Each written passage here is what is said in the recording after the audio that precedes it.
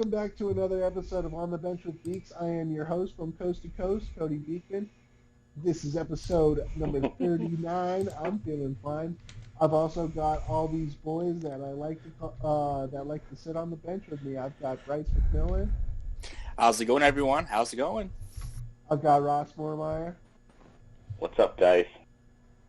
And I got Daniel Beatty. Hi there, everybody.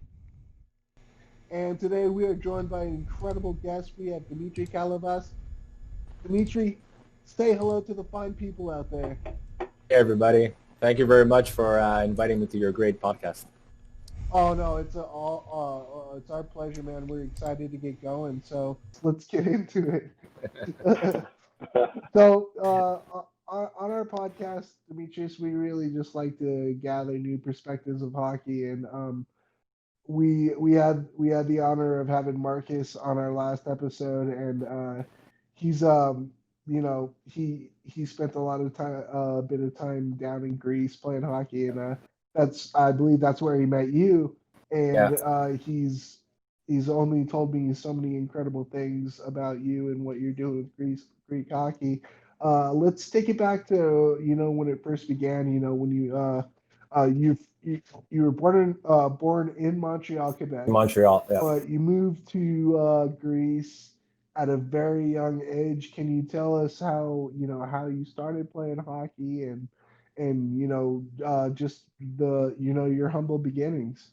Yeah, so like you said, I was born in Montreal. I learned how to play hockey in the Howard Morenz Arena in Park Extension. It's an area of Montreal.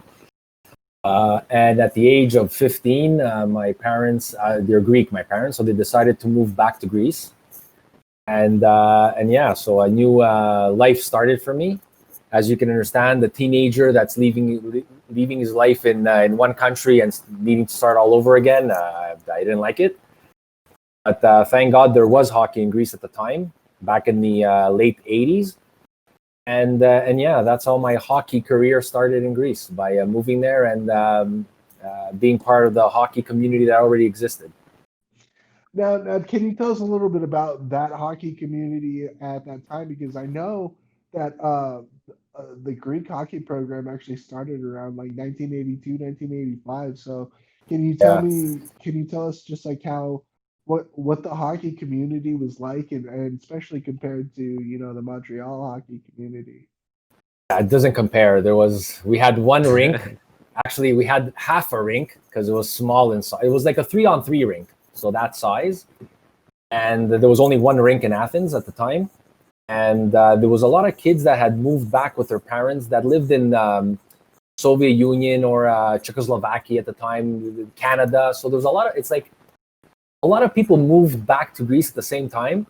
There was like a lot of players that came from abroad and knew how to play good hockey. So there was a couple of teams formed, and it was pretty good hockey actually. And that's how it all started. We had no Zamboni at the time. We had to shovel the snow out of the rink. So every time we'd get to the rink, if you were there first, you were like, oh no, I gotta take longer to change because I'm gonna be the first one on the ice and I have to start shoveling. So we would shovel the snow out, and that's how it all started back in 1989. I moved there in 1989, but hockey existed since 1985, like you said. Yeah, so 4 years before. Nice. So that's the thing is, so it must have been at least a pretty tight community in that sense, just because you like you've got these kids that kind of moved back with their parents, and like were privy to this like game of hockey, and then they kind of moved back, and then just like you said, you're a teenager, and you're like, oh, I had to uproot my entire life and come to a new country. But then you find something that all you guys love, such as hockey, to kind of maybe gel around. Like, Yeah. Can you like talk to the community sense in that? So it was funny because a lot of players were from Canada. So a lot of Greek Canadians from Montreal and Toronto. I remember when I first walked into the dressing room, half the team were from Montreal. I'm like, hey, like I know you guys. Like, it was like, so everybody knows each other that plays hockey in Greece. So I've known my teammates since we were 15. Now we're in our 40s and we're all friends since we were teenagers. So it's like we're like a family, like we're brothers. It's not really hockey. It's not a hockey team anymore. We're brothers. We grew up together since we were teenagers. Did all the crazy stuff. Thank God there was no cell phones back then, so everything is nowhere to be found. But it was like we grew up all together, right? So yeah, it's. I don't know if it would have been the same if I stayed here, because yes, you form that kind of community with yourself, but then you move apart. People move, they create families, so it breaks up the whole. Like, I don't see anybody from my kids' team when I was young. I don't even know these guys anymore. I don't know where they live. I don't know anybody, right? But in Greece, because everybody knew each other, it's like we grew up all together and we faced the same problems, the same obstacles, hockey related, right? So there was no rink. We all had no rink. When we had to shovel the snow out, we all had to shovel the snow out. Like, it was like, everybody went through the same obstacles and the same problems together. And of course, when the national team came along, and we all lived it, and we all, enjoyed what the national team brought to our lives in hockey, right? So it was like I don't know, it was just, we're a family. We're just family. That's how I see it. That's so awesome. And one thing about hockey is, you build these friendships, this brotherhood and that camaraderie. So it's really awesome. You're able to kind of still connect with those guys. Now, I have a question just about, playing hockey on a rink with no boards. Were you forced to kind of learn more, open ice play? Tell me a little bit about that and just kind of playing with no boards. It's interesting. Actually, not only there was no boards, but we had this plexi where they would put lights and it would flash I don't know if you can picture it. Oh my gosh. Yeah. And if you'd lift the puck and you'd miss the net, it would go through the plexiglass and break it. It was so bad. Honestly, it was really bad.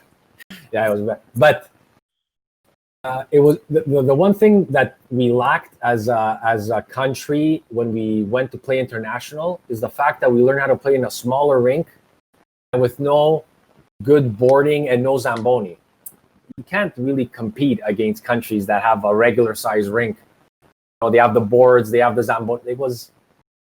That's the thing we lacked. But this was the first years, right, when we first started. Because after maybe around 1995, we got the first Zamboni. Boards were put up to the rink. It was still smaller, but it resembled more as a hockey rink, right? So, but it was, yeah.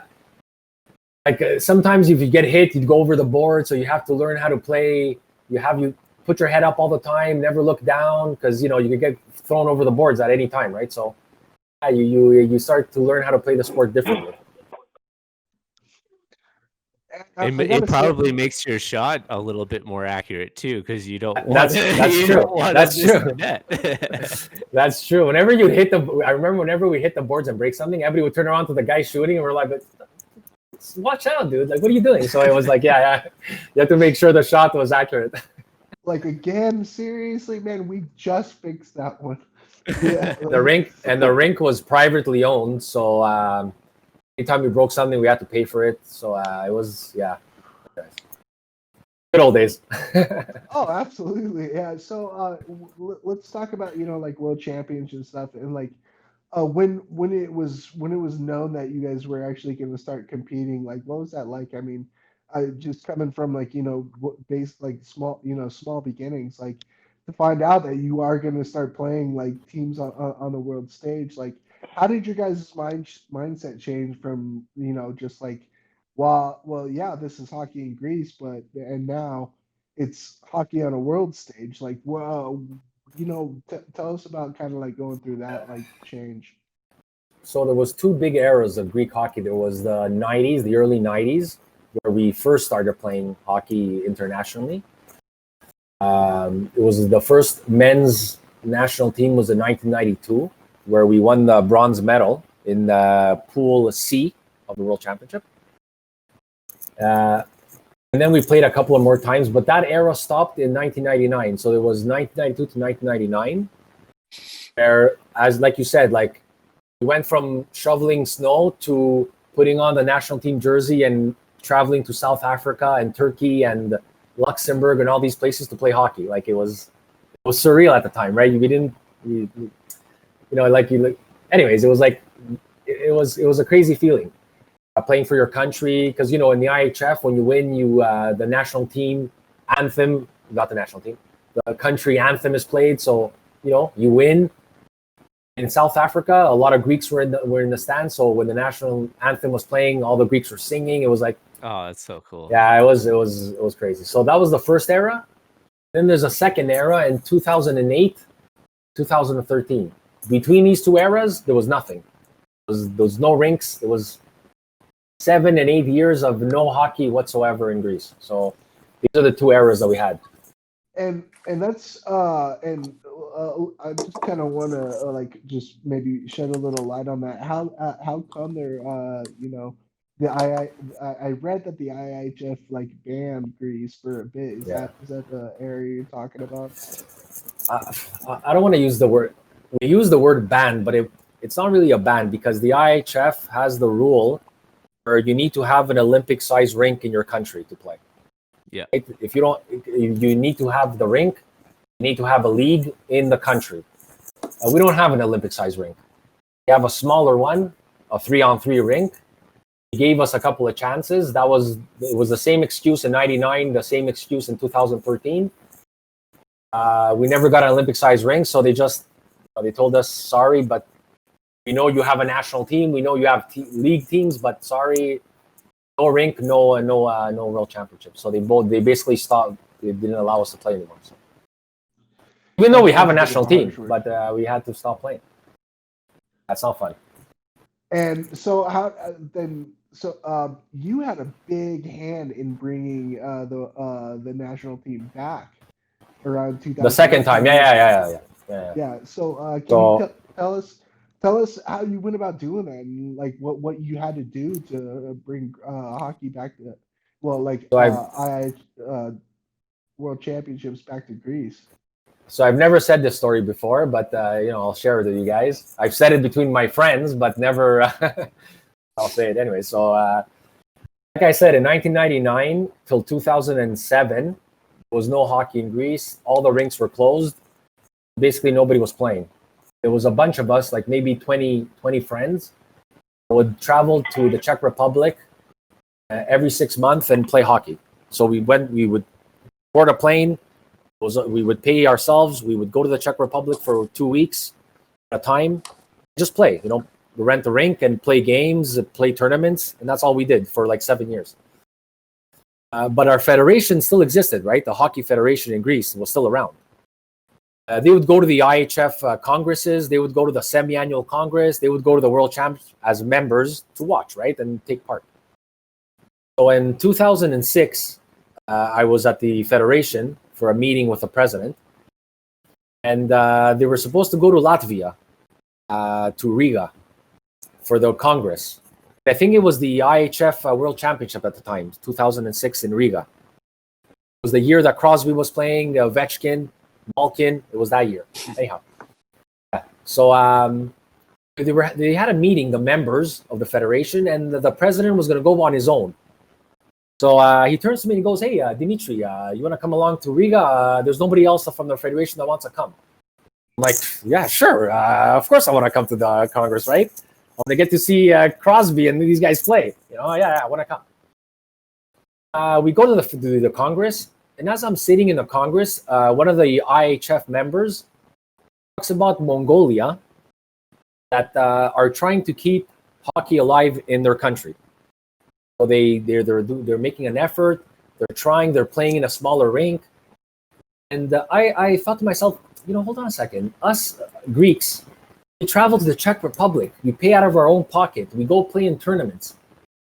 Us too are trying to save hockey in our country, right? So when I came back to Greece, I sent this long email to all the IHF members with pictures, with links, with the whole story of what we're doing for the past 8 years. And a couple of months went by, nothing happened. But then all of a sudden they replied to my email. And they said, "Hey, Dimitri, we didn't know that all this was happening in Greece. Let us know what else you guys are doing, and let's see what we could do to help you grow the sport." So 2006, April, this happens. 2006, September, they tell us we're allowed to go play in the qualifications of the World Championships again. So I got goosebumps. I got goosebumps by just saying that. Oh, dude, yeah, likewise. That's amazing. So I got to go to the semi-annual Congress in Vancouver too, where I went there on my own. The president didn't even come because it was basically too far for him. And I sat in the meeting and they said, okay, Greece, you're allowed to go play in the 2008 qualifications in February against Bosnia and Armenia. The winner will go to the World Championships in Luxembourg. That's it. That was it. That's what started everything. Greek hockey came back to life. And from 20 guys, we created 11 men's teams in a matter of 2 years. So that's when everything rebounded, right? So we advertised. Anyways, it was a whole big. The Greek national team is back, and everybody that had their equipment in some warehouse somewhere, they pulled it out. They came back. So it was like explosion of Greek hockey. Yeah. So I don't know if it was that email that did it all, but I don't know. Sometimes I say, what if I hadn't sent that one email that I did that one time, right? Who knows? What if I didn't go to Riga? Who knows? I don't know. No, seriously. I mean, that's huge. I mean, truly, one person can make a difference. I mean, think about it. I mean, yeah. How would they have ever known that you guys were still trying to, bring hockey back? If you it was a team, there was a team too. It wasn't just me. It was a team that we were going and traveling and playing. So if we didn't have a team, nothing would have happened. But thanks to the team participation, so all that together created this big buzz, and that was it. And the funny thing is that I was going to the Ministry of Sports in Greece to get them to open a rink because we had no rink at the time, right? Mm-hmm. So I didn't care. So they were like, yeah, whatever, hockey. What are you talking about? It's hockey in Greece. So go play basketball, So I would go to the Ministry of Sports every day telling him we need a rink. When we qualified in February, the rink opened in March. So they gave the funding. Honestly, like everything fell into place. But I remember one time I was at the Ministry of Sports. I wanted to meet the minister, and he didn't even know who I was, right? He was like, who is Dimitris? Like, whatever. I was waiting outside his office like one full day. At one point, he walks out of his office for something, and he sees me. He goes, "What are you doing here?" He goes, "I'm waiting to meet you. My name is Dimitri." Yeah. I heard you're sending emails. Well, I want to meet you. He goes, "Okay, come in the office." So I spent an hour with him, talking to him about Greek hockey. We took pictures, whatever. And a month later, the rink opened. So again, I don't know if it was that meeting because the federation was doing stuff too. But I feel like I whatever. I made a little effort, and I moved some things around, so so things like that could happen. And the rink opened, and after that, we have a rink since, and then we went to the World Championship. So we won the silver medal in 2010. So everything fell into place. Oh, absolutely. I mean, that's just jam. That's total jam right there. I don't know what else to call it. I mean, a group of 20 guys really just wanted to play hockey, and it made a huge difference in like international waters for hockey. It's good. And we won the silver medal in 2010, so it was. I have it right here. Oh yeah, you gotta whip it out.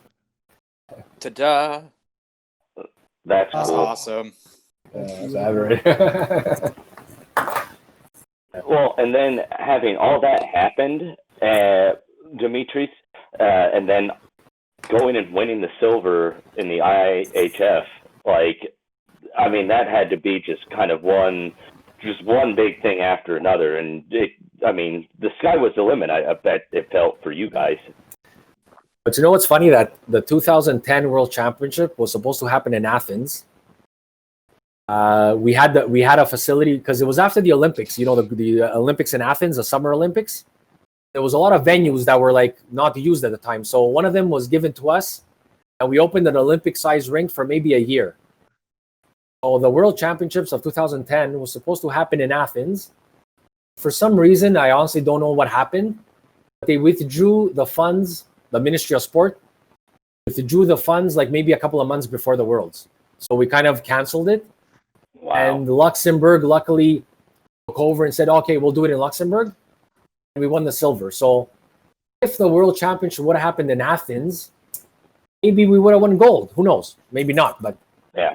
maybe it would have been, we win gold, we go up a division, so maybe other things. I don't know. You never know what would happen, right? But the World Championships was planned to be in Athens. We lost it because some funding was pulled. I don't know if last minute. But anyways, we still won silver, so it's better than better than not winning anything, right? So. Well, that's just huge. Yeah. I mean, and just to echo off of what Ross said, that must have been it must have been made it just so much sweeter. Because I mean, 2 years before that, you're sitting here, you guys almost sitting kind of in limbo, and then now you guys put in this hard work to get a team get back in the IHF, and here you guys are 2 years later winning the silver gold. I just couldn't imagine how proud you guys must have felt. Yeah, you had to go from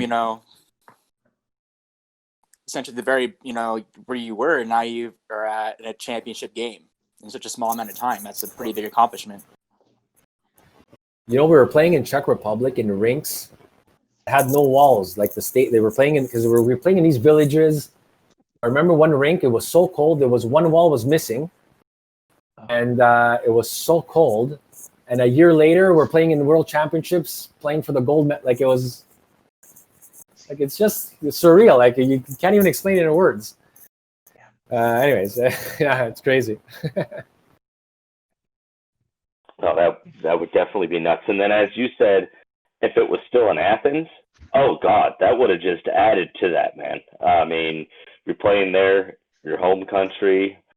Even if you got just the silver, but if you got the gold just because of having that the home advantage with that, God, that would have been just huge for Greece. That, as you said, would have put you guys on the map in a different division, which could have been even bigger things. We would have lost 30-0, and then in Division 2, like get a beating or something. Right. But at least you're there. Yeah, it's true. I remember, though, a similar thing happened with soccer in Greece, where they hosted Euro. And because of being the host, they were allowed to put a team in, and then they did amazingly well. And we won the Euro and then in soccer. Yeah, and that elevated soccer in Greece to another level. Even though it was already popular, it did even more. So it certainly says something about the possibility of hosting, and doing well can certainly change so much of the trajectory for your sport. And kudos to you for what you've accomplished up to this point. And it doesn't sound like your campaigns and efforts are over. You want to continue to grow that in Greece. And can you talk about that a little bit?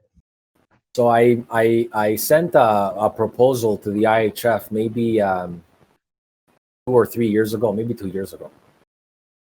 The fact that we don't play because of the Olympic rink. So I understand the rules. We're not playing because we don't have an Olympic rink in our country. We have a smaller rink. I understand that's the rule. So I tried to have that changed. Tell the IHF, you can't. I understand the rule, but rule number 1 cannot be, if you don't have a rink, everything else under that doesn't exist, right? You have a league, you have teams, you have a kids program, but your rink is smaller. Oh, I'm sorry, your rink is smaller, so you can't play, right? And I always told the IHF, and this is what I wrote in the letter that I sent. That I understand that maybe in Canada there's a pyramid, and the base is kids programs, and then you have the leagues, and then on the top of the pyramid is the national team. But in our countries, national team is the base, because the national team can open doors. I can get invited to sports shows to talk about the national team playing. This is what creates the buzz. It brings the kids in. You have no national team, nobody wants to talk to you. When I went to the Ministry of Sport, I was the captain of the Greek national team, right? He wanted to talk to me. But if I just go now and say, yeah, there's no national team, but I'm Dimitris, and we want to start playing again, he's gonna be like, okay, dude, no. The team participate and then come and talk to me. So I tried to. I made the proposal. They read it, and they declined. They said, no, you need an Olympic-sized rink or you can't play. That's the rule.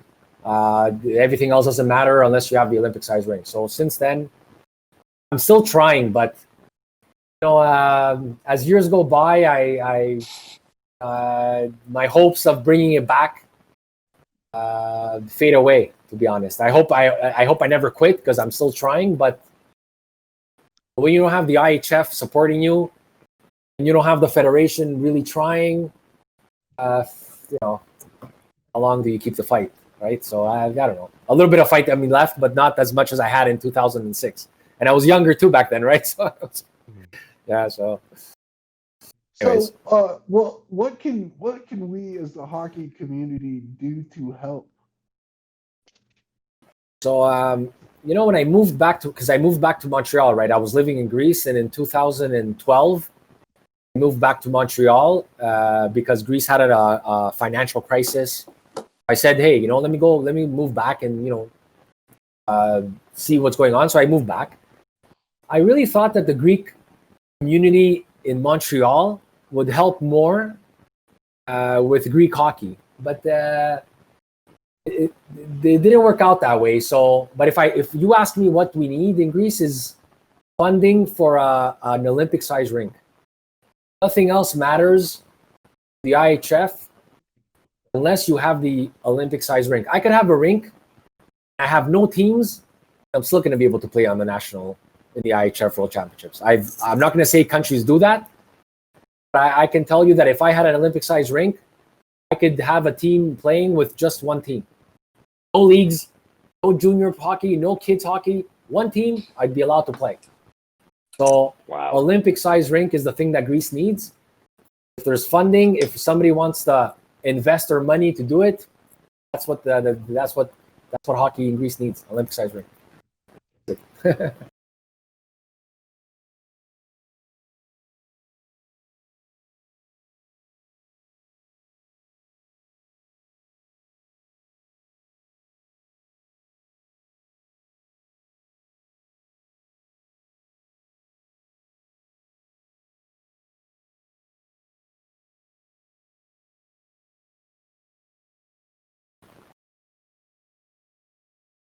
So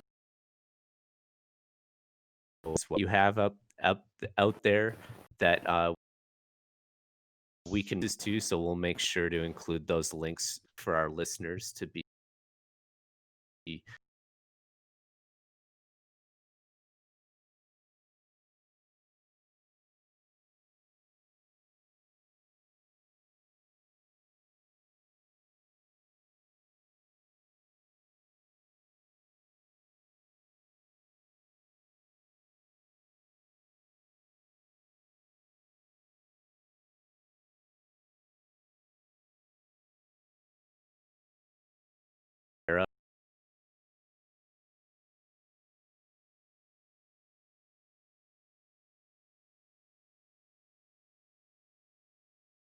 of those anymore. So I fully agree that I think the approach that we need to take is get you that rink, because that's clearly going to matter to helping people play and at the way that they should, and not have to worry about replacing plexiglass all the time or being able to actually hit it off the boards. But there's also just that side of it at the IIHF level that I know is very hard to see traction in with getting any kind of policy amendments to what's happening. So I like that there's this two sides to it, but also what you suggest is like the fastest solution, and also some other suggestions.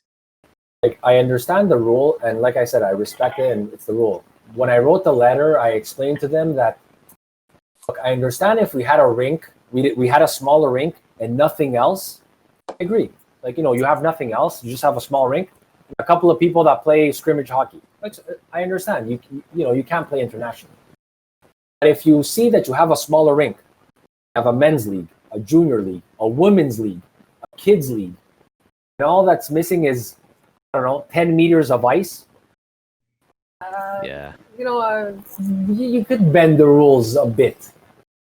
I understand when you start bending the rules, then, when does it stop, right? You bend it 10 meters for Greece, you're going to bend it 20 meters for somebody else. I understand that.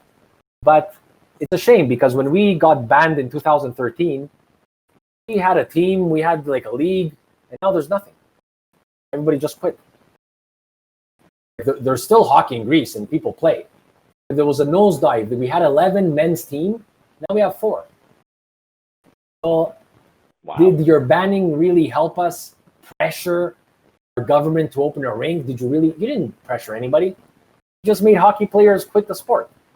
Reality, right? So Yeah. I don't know. Anyways, yeah. Do you think that with the bigger rink, you would see more traffic of hockey coming back to Greece?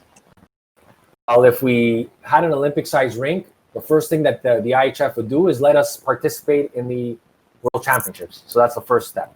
Yeah. And when you have a team participating and they advertise it and people find out, kids start playing. People are going to come back because there's a purpose. Right? Oh, I might make the national team. Let me come back. So like in 2007, when the rink opened, we were 20 guys in 2007. In 2009, there was 11 men's teams. So it just, because I created a graph for the IHF. The graph went like this. Because people found out, they saw advertisement. We started posting stuff on our Facebook page again. So everybody that used to play said, "Hey, let me go back. This is cool. There's a league now. Let me go back. It's not just a beer league that a couple of guys just play. It's actually organized. There's games." So I saw the effect of just a 3-on-3 rink. You had an Olympic-sized rink, right? It would be, I don't know. I think it would help, but you never know. Maybe an Olympic-sized rink opens and nothing happens. I don't know. Who knows? Hey, real quick, you mentioned a beer league for a second there. I know Daniel might want this question to be asked too. A little off the topic here, but you guys, we have beer league out here in America. What about Greece? Do you guys have wine league? Ouzo league. Ouzo. We have an Ouzo league. Actually, we have a beer league. We play Friday nights, and then we go for beers and souvlaki.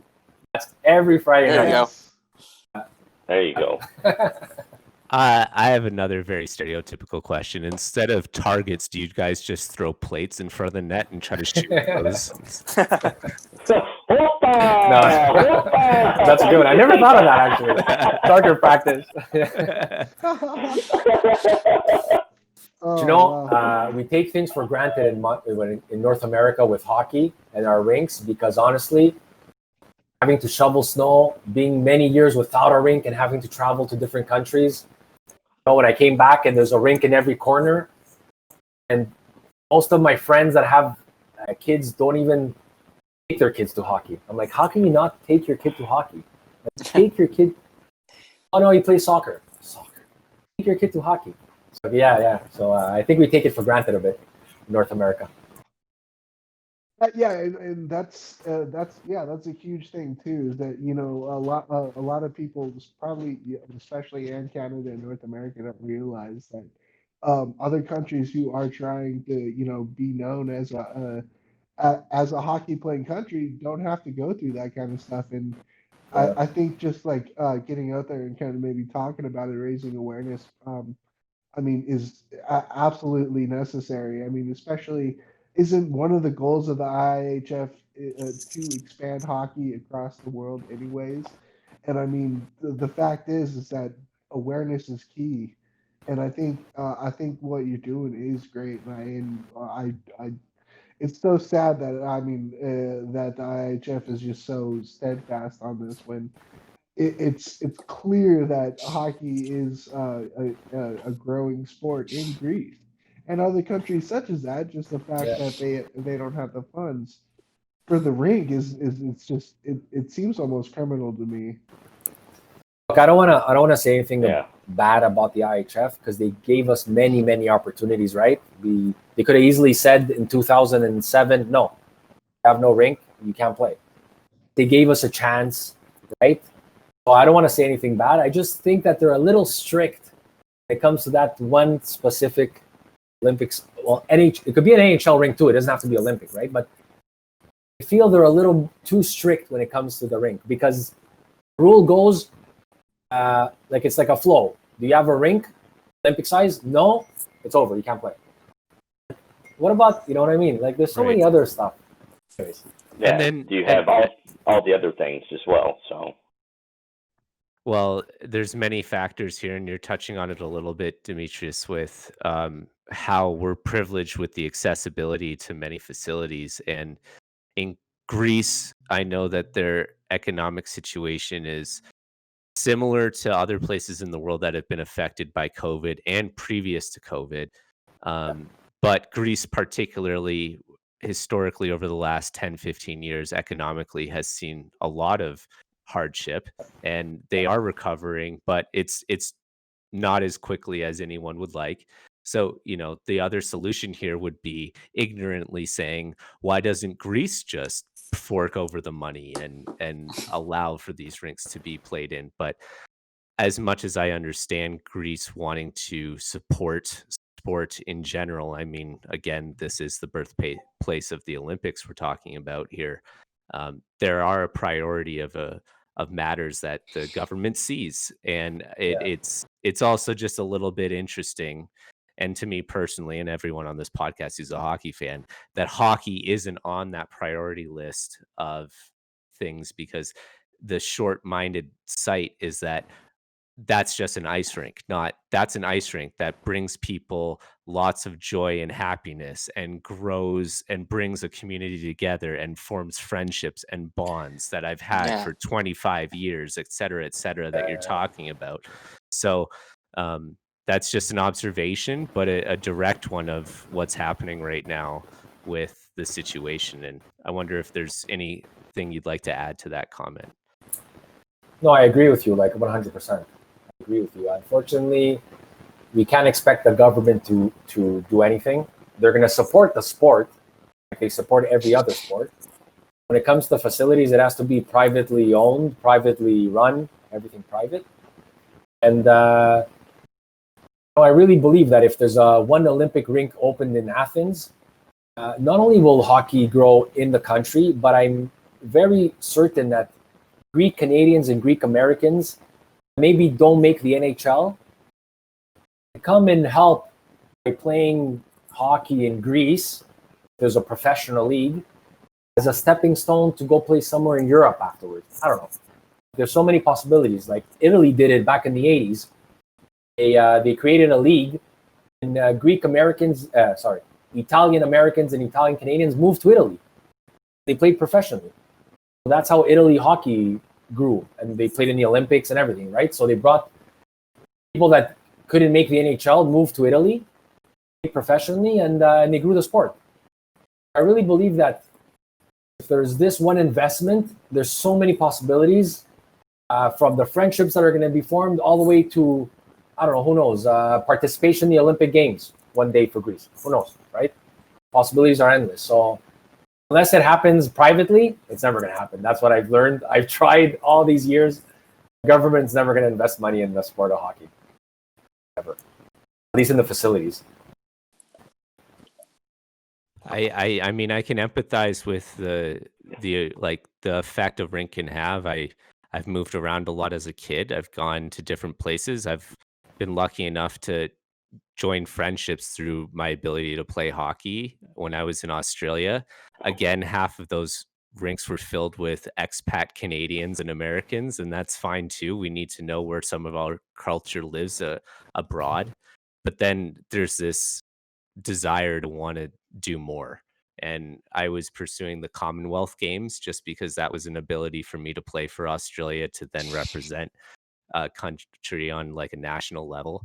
And it really inspired me to want to bring more people into the sport, because then when I was around my friends that I had made that had little kids and they were asking me about hockey, it wasn't like, no, field hockey. It was like ice hockey, and it's an alternative to, cricket and rugby and footy and stuff down there. And it just got more people interested. And it's the amazing knock-on effect it can have. So fully support. No, it's funny you say it, because in '92, the national team was comprised of players that were all born outside of Greece. So, Greeks, our parents were all Greek, but we had moved to Greece. In 2010, more than half the players were born in Greece. So, we we brought it wasn't just Greek Canadians playing hockey or Greek Russians or Greek Czechoslovak. It was actually Greek kids that said, "Hey, I don't want to play soccer or basketball. I want to go play hockey. Why not?" Right? So the team was comprised. Half of it was like us, born abroad, but the other half was all kids born in Greece, which is amazing for a country like Greece, right? So it was, yeah. That's huge. That's the testament to what getting awareness and being in the IIHF is all about. I mean, yeah, you have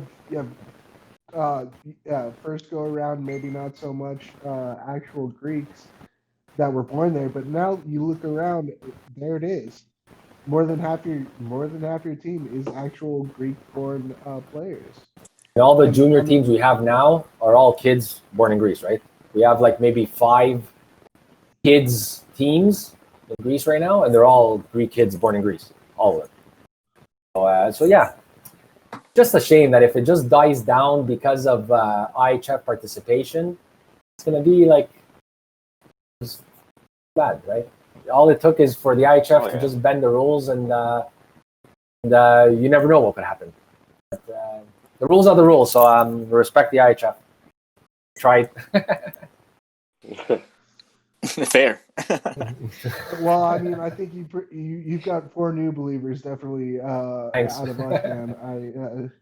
I mean, just hearing the stories and just how committed you are to them, and it just, I mean, that's what hockey's all about, is the commitment and the camaraderie that hockey breeds. It's fully apparent in, I mean, you and Greek hockey's story, and for one, I'm super stoked I got to learn more about it. When you start reading about it, you're like, oh my god, I can't believe these guys. The obstacles they have to go over so they can keep the sport alive in their country. I'm sure that if others didn't have the sport for almost 10 years, you'd quit. You'd say, let me do something else. Hockey's never going to come back. You're not playing for 10 years, right? I haven't played hockey in Montreal because of COVID in 8 months, and I'm thinking like, I'm not going to go back after 8 months. But imagine 10 years. Yeah, the love of the sport, the love of the sport. When you start playing, hockey is different than every other sport. Oh, absolutely agreed, and it's apparent in these stories that we get to hear like every week on this podcast. It just it makes me fall in love with the sport every time I hear somebody's new story. I mean, this is this one just like the others is just insane, and I like I said, I want to do every possible thing I can to help. I mean, obviously I'm just one kid, but if I can help, I'm there. Really appreciate it. What's his name? The NHL owner, Hermanos. No, who is it? I don't remember his name. He owns an NHL team, the Carmanos or something. There's some rich guy. Tell him to invest some money in Greek hockey. Yeah, right. Yeah. We'll find an oil baron somewhere too. We'll have him toss some money towards you guys. Chelios or Kyprios. That's what I was actually going to ask you. Like the Kyprios, George Peros, Chris Kontos, Chelios, players. Those guys maybe, or I wondered if any of them were guys that you kind of like grew up watching particularly too because of just the Greek connection and also Chelios. Yeah, Chelios was playing in the Canadians when I was the good years of the Canadians, right? Nice. But I've tried to contact all these guys through Twitter. Yeah. Tried. I don't know. I don't want to say anything. They just it wasn't their cup of tea, I guess. Maybe you guys have more push and tell them, hey, invest in the Greece. Yeah. I'm about to, I'll call up Nick Kyprios right now and get on his ass about it. Tell him. Tell him to help us. Someone's got to For Peros, you'd probably just have to say, hey, let's have a mustache growing competition. I win, you send me money. Yeah. Speaking of which, who were some of the big influences back when you were starting getting hockey? I totally forgot to ask. Like, obviously, you mentioned Chelios playing on the Oh, Canadiens while you were while you were still there. Who else? Who others do you really go drive influence from? my favorite player was Mario Lemieux. So he was my number one Mhm. player. Yeah, no, yeah, for me, he was the best. But as because I grew up in Montreal, the back in the days of Guy Lafleur, Patrick was a goalie. So yeah, all those guys. Mario Lemieux was my number one. Mario Lemieux. Not a bad choice. I'm not gonna lie. Yeah. No. So let's talk a little bit. Let's talk about correlation, hockey back before you left for Greece to now. What do you think some of the biggest differences in hockey today as opposed to back in the '80s? The speed of the players, the size. I don't know if for the 1993 Canadians played against the Canadians of today. I don't know. I think that the Canadians of today would win, right? I don't know. Oh, that'd be a pretty crazy showdown. I'm talking Patrick Waugh versus Carey Price. Yeah. That's an interesting Yeah. story right there. But the Um, size and speed is insane now. It's like crazy. And back then, players wouldn't train in the summer. I think. Would they? I think it was like, okay, it's day off. Okay, let's go have beers and smoke cigars, and we'll be back in September. So I yeah, think it's a different sport. that'll think about getting in shape at during the training camp. Yeah, it's definitely like the training is definitely completely Yeah. changed. I mean, especially we've had a couple chances to talk to a few development coaches lately, and it's the game has completely changed in that aspect for sure. Yeah. Um, do you see any similarities to the games these days, or is it's just not the same to you? Well, okay. You know what? A big difference that what I liked back in the 80s and 90s and I don't like so much today. I liked back then. Most of the players were from the cities, like lived in the city that they played for. Like you could bump into Guy Lafleur in the streets, right? You would bump into him in the supermarket. You don't see that today. Half the players don't even live in the cities that they play for. Well, their families, right? So I think that the love of the team back in the 80s and 90s, I'm not going to say that it was more. I think it was different. Back then, it was more of a love of the sport. Now I feel it's more of it's your hockey career. It's a career. It's your work. It's like, it's a business. There is love, but I think I love the passion back then more than what I love it now, the sport. Now it's NHL, right? It's not anything below that. I think now it's too much of a business, in my opinion. Back then, it was more of a sport. I don't know if that fully makes agree. sense. I mean, you even well, yeah, I fully agree. I think you even got players when they're talking about getting traded and stuff these days. It's just before everything, everyone, all that it comes out of every player's mouth. Well, I know it's a business too. It's just like, well, I don't really think it should be. I mean, at the heart of it, it is just the sport, and I think that's Yeah. indicative. Do you think it's indicative of the cap and how, players just move around way too much these days that it's really just become a business? Like I remember what was the season that it was a shorter season? It was I think it was 42 games or something. When was that? A couple of years ago that we had a shorter season? Mm-hmm. Because of the Yeah. almost The lockout. lockout. Oh, the lockout, yeah. That season was so exciting. Like every game counted. It was like so exciting. So I don't know, 82 games. There's days that I'm like, oh, there's another hockey game on. Oh, okay, let me go watch. I don't know. I would make it shorter. I would make the teams have a bigger break so their players could be more ready and not have back-to-back games. I would abolish the East-West. I would stop that. I want to see Montreal and Boston in the final. See that. Oh, Why can't I never see Montreal and Boston in the final? You might see that. You might see Yeah, that next I year might. if the rumors are true that they're trying to do different divisions and it might be a border situation. I'm not going to say that Montreal doesn't need to first be a good team, but I'm also saying hypothetically it's possible now. Yeah, Uh, hypothetically. but yeah, But and go ahead, please. wouldn't it be like that's why like the East West thing? Personally, I don't like it. I would rather have everybody have the equal chance to play in the final, no matter what division they're at. So I would have less games, less travel, and have the teams rest between the games. Make every game important. Like in Europe or in other sports, every game is important. The NFL. It is. It's pretty So I don't know. interesting, taking into consideration how much you have to prep. Look, the NFL, they'll have a whole week to prep for things.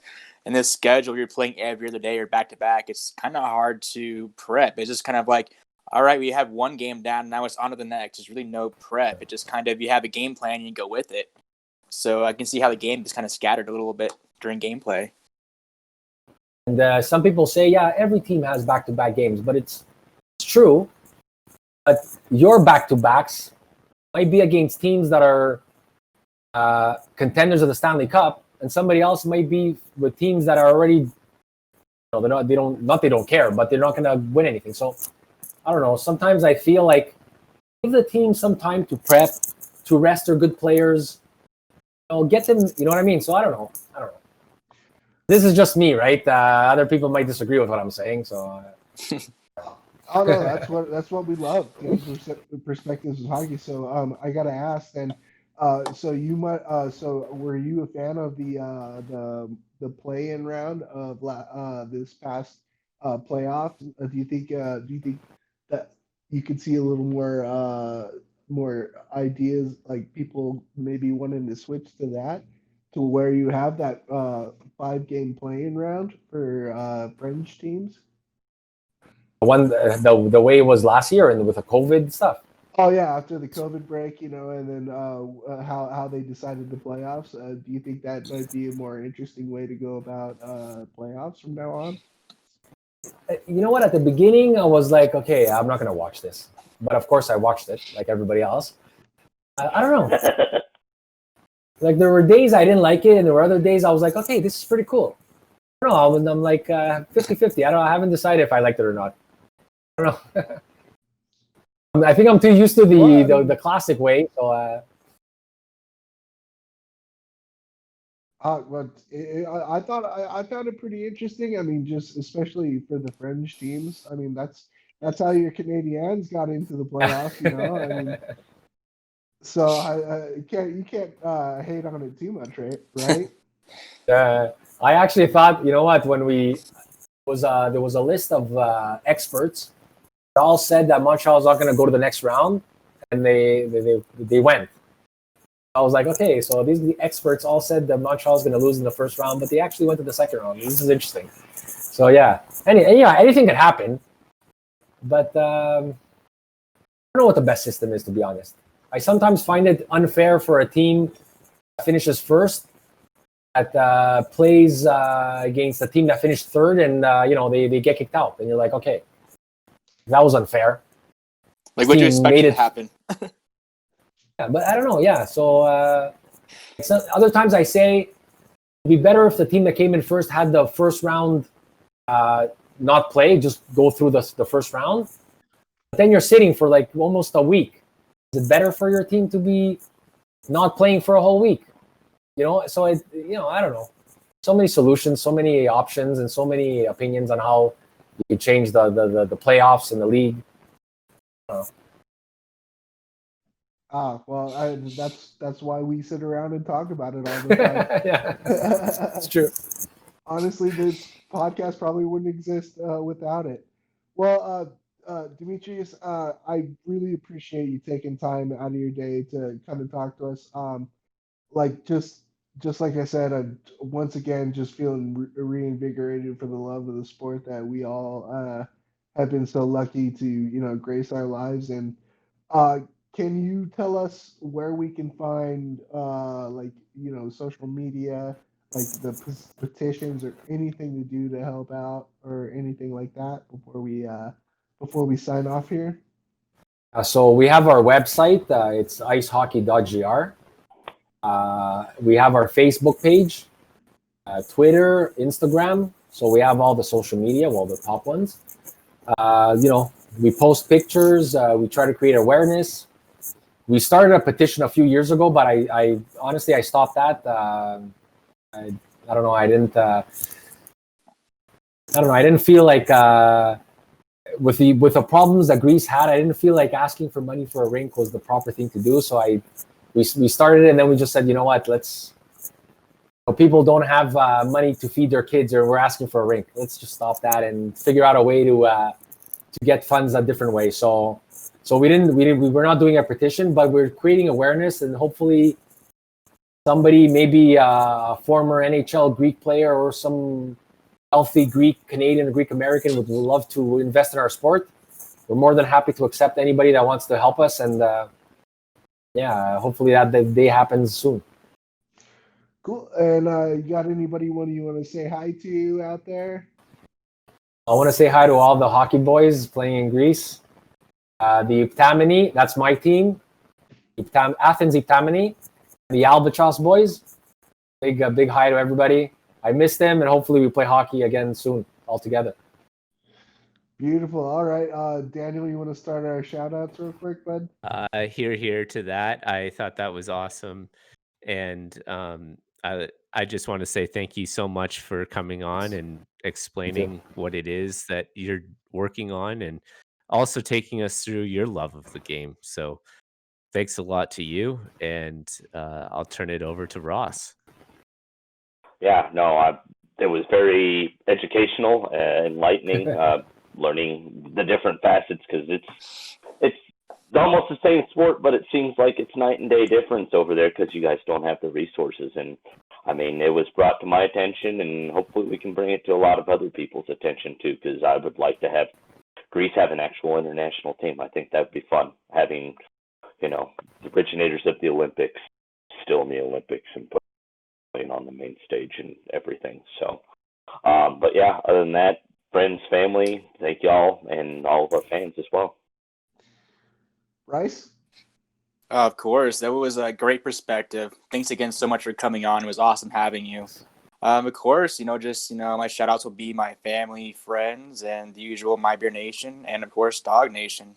Cody? I just want to thank you, Dimitris, so much. Love talking to you, and hopefully we can get Greece back on the right page. Obviously, big thank you to our sponsors. Anchor, My Beer Nation, and Dog Nation Hockey Foundation, and thank you to all the listeners. So, without further ado, be Horsch. Biento. Wiedersehen. Salud. Benita. Yeah, there we go. There it is. There we go. Yes. That's great.